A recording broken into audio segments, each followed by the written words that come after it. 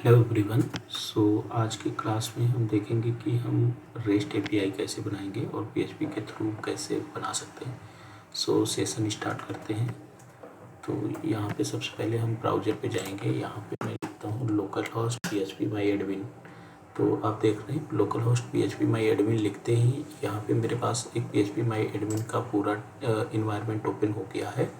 तो अगर आपको आपके सर्वर सिस्टम पे जैम्प इंस्टॉल है तो आपके सिस्टम पे ये पीएचपी माई एडमिन ओपन हो जाएगा।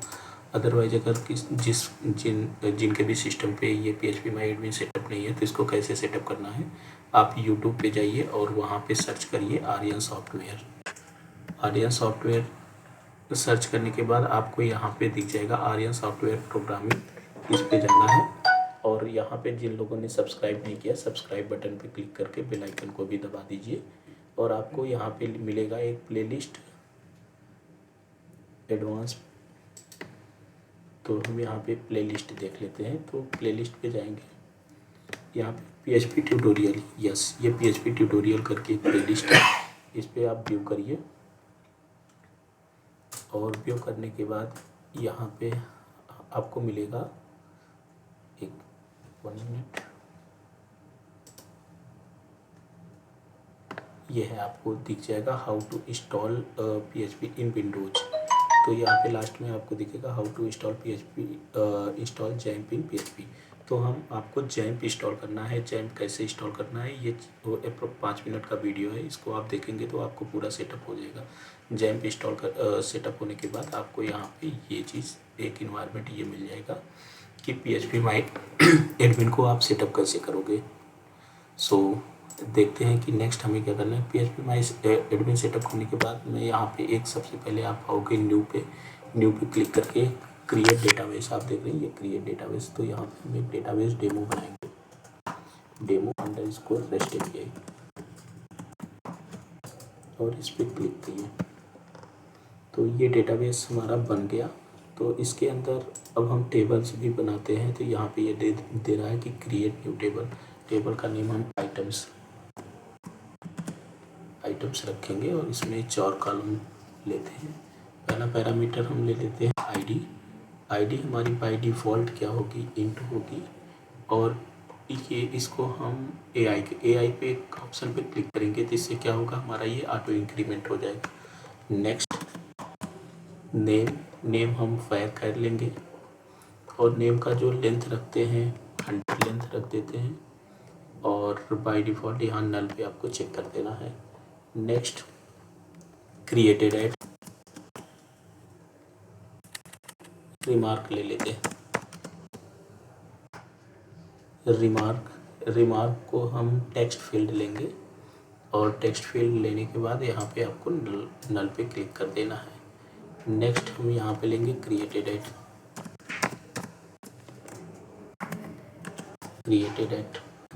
हम क्या लेंगे, टाइम स्टैम्प। तो इस पर आपको क्लिक करना है। हम टाइम स्टैम्प लेते, ये आ गया। तो हम यहाँ पे टाइम स्टैम्प चेक करेंगे।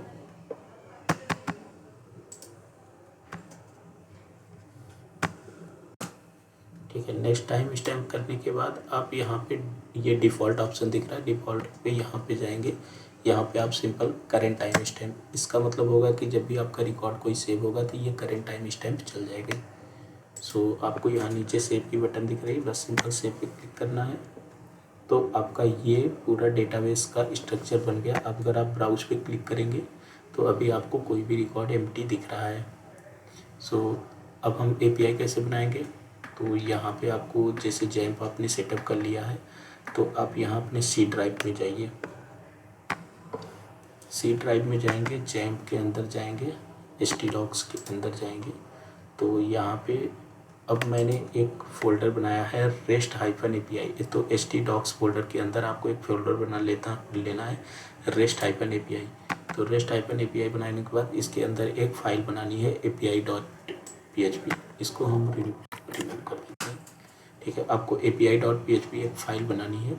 तो API.php फाइल बनाने के बाद आपको यहाँ पे सिंपल क्लिक करना है। अब अभी यहाँ पे ये PHP कोड को मैंने स्टार्ट यहाँ पे कर दिया है और एंड इस तरह से। ये तो PHP हमारा इन्वायरमेंट ये स्टार्ट एंड क्लोज कर लिया। अभी हमें क्या करना है कि सबसे पहला होता है कि हमें DB कनेक्शन देना।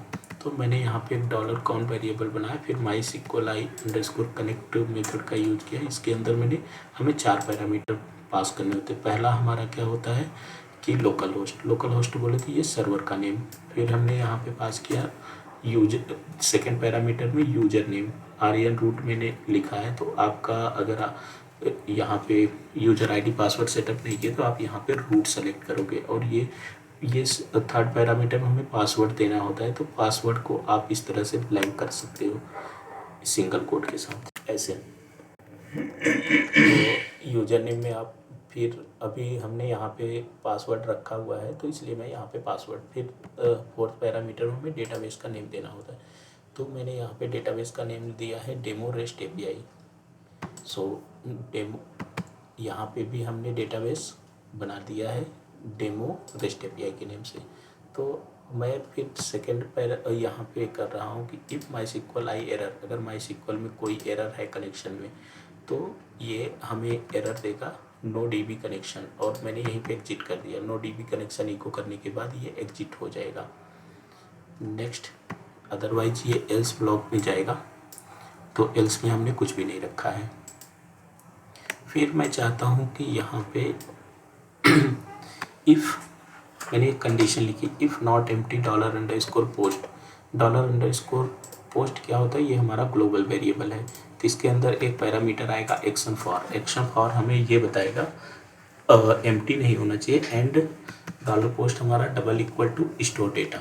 स्टोर, इसका मतलब है कि हम डेटाबेस में यहाँ पे वैल्यू को स्टोर कराएंगे। यहाँ पे मैंने एक SQL वेरिएबल लिया और यहाँ पे मैंने एक क्वेरी लिखी, insert into items name value. Then इस तरह से वैल्यूज़ के अंदर आपको इस तरह से सिंटैक्स लिखना है। और फिर मैंने यहाँ पे कॉन्कैट करके इसको पास कर दिया। अदरवाइज एल्स में क्या होगा, SQL क्वेरी से select district from items table से order by ID descending order में सारे रिकॉर्ड दे देगा। फिर क्या होगा, एक रिजल्ट वेरिएबल मैंने बनाया। तो इसमें MySQLi क्वेरी करेगी, क्या करेगी, फिर हम इसमें कनेक्शन वाला ये वेरिएबल डालेंगे यहाँ पे जो DB कनेक्शन का है। फिर MySQLi ये जो क्वेरी या तो इफ़ की मिलेगी या एल्स की, तो उसके अकॉर्डिंग ये रिजल्ट में हमें डेटा स्टोर कर देगा। आफ्टर दैट मैंने लिखा है कि इफ़ नॉट एम्प्टी $_पोस्ट में एक्शन एंड $एक्शन फॉर में स्टोर डेटा।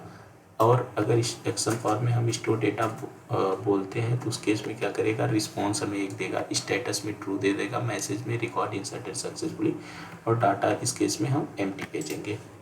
नेक्स्ट, अदरवाइज अगर वो इंसर्टेड पोस्ट में स्टोर डेटा नहीं है तो क्या करेगा, रिजल्ट डेटा में हमने एक वेरिएबल बनाया, इसको एम्प्टी एरे किया। अदरवाइज हम एक फाइल लूप का यूज करेंगे। मैंने लिखा रो = MySQLi fetch shop $रिजल्ट से हमें यहाँ पे रिजल्ट गेट करेगा।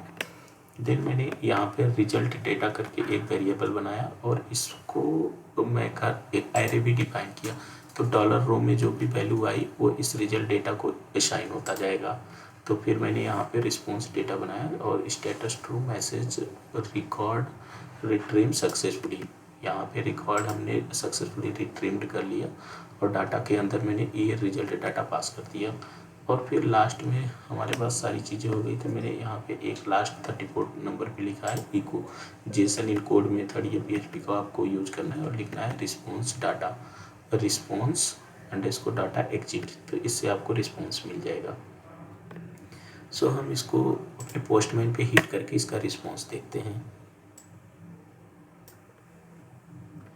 आप यहाँ ब्राउज़र पे भी जाएंगे, अगर पोस्टमैन लिखेंगे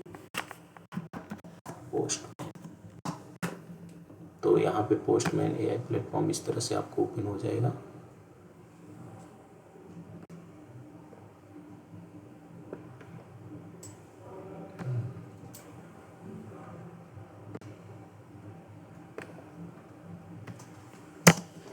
पोस्टमैन ऐसे,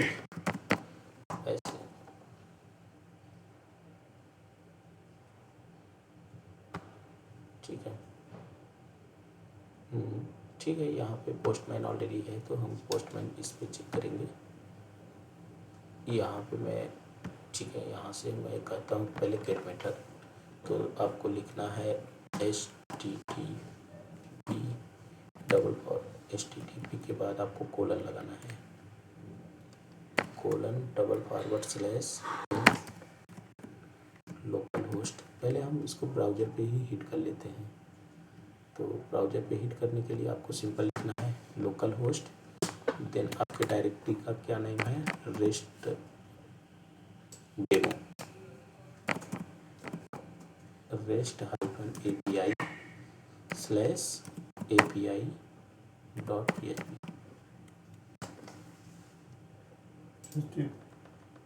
तो ये देखो कि कनेक्ट नहीं किया, क्यों नहीं कनेक्ट किया? अभी यहाँ पे एक एरर आई है कि यूजर हमारा जो है एक्सेस डिनाइड आर्यन रूट, तो हमारा जो यूजर नेम है वो क्या है, रूट है। यूजर नेम हम यहाँ पे रूट रखेंगे और पासवर्ड भी रूट है हमारा। आपके केस में क्या करना है कि अगर आपने नया सेटअप डाला है जैम का, तो आपको पासवर्ड को बस इस तरह से ओनली एम्प्टी ही रखना है। तो मैंने पासवर्ड सेट कर रखा है, तो मैं रूट रखूँगा। अभी आप देखना ये हमें रिस्पॉन्स कर दिया। मैं थोड़ा सा बड़ा कर देता हूँ इस तरह से, status true message record retrieved successfully. मैं अगर इसको यहाँ से कॉपी कर लेता हूँ और पोस्टमैन पे भी हिट करते हैं, तो पहला हमारा बस सिंपल आपको हिट कर देना है। आप देखना कि ये हमें रिस्पॉन्स जेसन में देखना है, तो ये देखना स्टेटस ट्रू मैसेज में रिकॉर्ड रिट्रीव्ड सक्सेसफुली, डाटा में इस तरह से आ गया। नेक्स्ट अगर आप इसी को पोस्ट में सेव कराएंगे, अभी रिकॉर्ड हम पोस्ट की भी API यूज करेंगे, हम पोस्ट मेथड का यूज करेंगे। और पोस्ट मेथड में हम पहला पैरामीटर फॉर्म डेटा के अंदर सेट करेंगे नेम, नेम इक्वल टू मैंने डाल दिया विनोद, और मैंने यहाँ पे हिट किया। अभी आप देखना कि ये अभी इस केस में क्या दिया हमें, ये कहा अभी इस केस में भी ये हमें रिकॉर्ड रिट्रीव्ड सक्सेसफुली, तो हमें एक एक्शन फॉर की है, एक्शन फॉर यहाँ पे स्टोर डाटा इस तरह से भेजना है। अभी ये रिकॉर्ड हमारा इंसर्ट हो गया, ठीक। और ये दे रहा है कि रिकॉर्ड इंसर्टेड सक्सेसफुली। अगर अभी आप गेट की API हिट यहाँ पे करोगे तो आपको डेटा मिलेगा। आप देखना एक डेटा आ गया आपका, ये ID 1 पे विनोद नाम से इंसर्ट होके एक रिकॉर्ड आ गया। अगर मैं यहाँ पे भी अगर हिट करूँगा तो आप देखना है मुझे यहाँ पे भी एक रिकॉर्ड दिख गया। सो एक बार मैं दोबारा से कोड को गो थ्रू कर देता हूँ। पहले मैंने यहाँ पे DB कनेक्शन बनाया है, DB कनेक्शन के बाद उस कनेक्शन को मैंने चेक कराया है, फिर मैंने स्टोर डेटा एक्शन वाले वेरिएबल को चेक कराया है, अदरवाइज वो एल्स में डेटा गेट करेगा।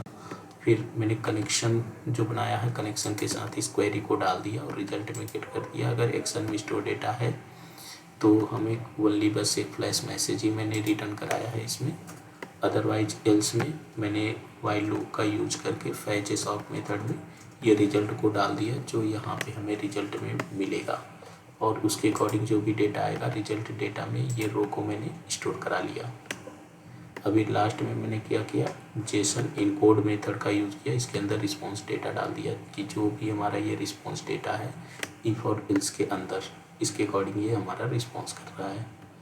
नेक्स्ट हम एक बार और कुछ स्टोर कर लेते हैं, जैसे मैंने नेम में यहाँ पे रंजीत लिखा,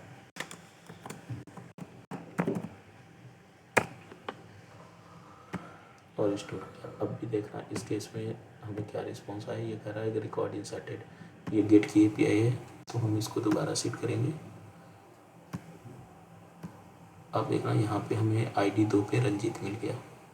तो इस तरह से आप REST API बना पाओगे।